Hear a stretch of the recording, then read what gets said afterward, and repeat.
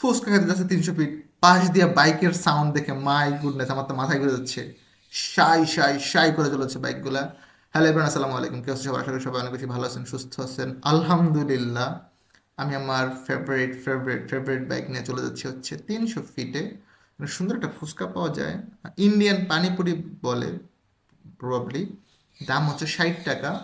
7 piece দেয়, আমাকে অবশ্যই 1 পিস বেশি দেয় আমি গিয়ে বললে। এত মজা লাগে, আমি যাচ্ছি। অ্যান্ড ফাইনালি আমি বামে ঢুকে গেলাম 300 ফিটের হাইওয়ে থেকে। এখানে দেখেন প্রচুর কুয়াশা পড়ছে এবং অনেক জোস লাগে এই জায়গাটা আমার। মানে এই জায়গাটা গেলাম আর যতই মন খারাপ থাক, যখন এখানে যাই আমার মন ভালো যায়। এই যে দেখেন ধোঁয়া উঠতেছে, কুয়াশা আছে, একটু ধোঁয়া, রান্না বান্নার আছে। এই যে এখানে বামে হয়তো একটা রেস্টুরেন্টে রান্না হচ্ছে।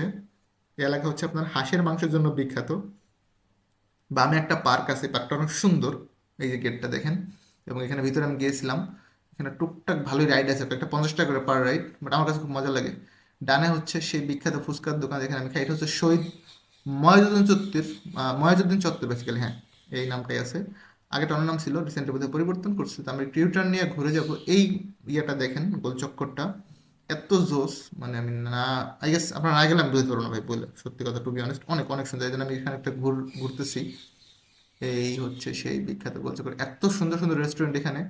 প্রাইস কেমন আমি জানি না, আসলে এগুলোর ভিতরে আমি কখনো ঢুকি নাই, বিকজ আমি বাইরে থেকে খাওয়া পছন্দ করি। বাইরে বলতে হচ্ছে এই লম্বা করে অনেকগুলো দোকান আছে ওইগুলো, আর এইখানে হচ্ছে আসলে কাপলদের জন্য। তো আমি এখানে কখনো ঢুকি নাই। এই হচ্ছে আমার সেই ফেভারিট ফুচকার দোকান। আমি এখানে প্রথমে আগে বাইকটাকে পার্কিং করব। বাইক পার্কিং করে যাচ্ছি ফুচকাওয়ালার কাছে, বলছি ভাই আমাকে একটু ফুচকা দেন।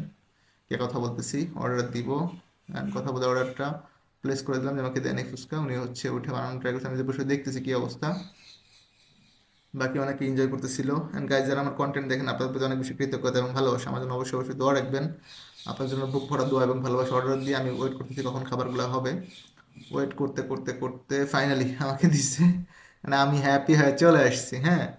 এই যে এখন হচ্ছে আরো কিছু নিয়ে নেবো সাথে, এই যে টক যেটা লাগে আমি নিয়ে চলে আসছি, আপনাদেরকে আমি দেখানোর চেষ্টা করবো। বললাম টকটা নেই, বলো আচ্ছা ঠিক আছে নেন। নিয়ে এই যে চলে আসলাম, হ্যাঁ এই যে ফুচকা। সবাই ভালো থাকেন, আল্লাহ হাফেজ।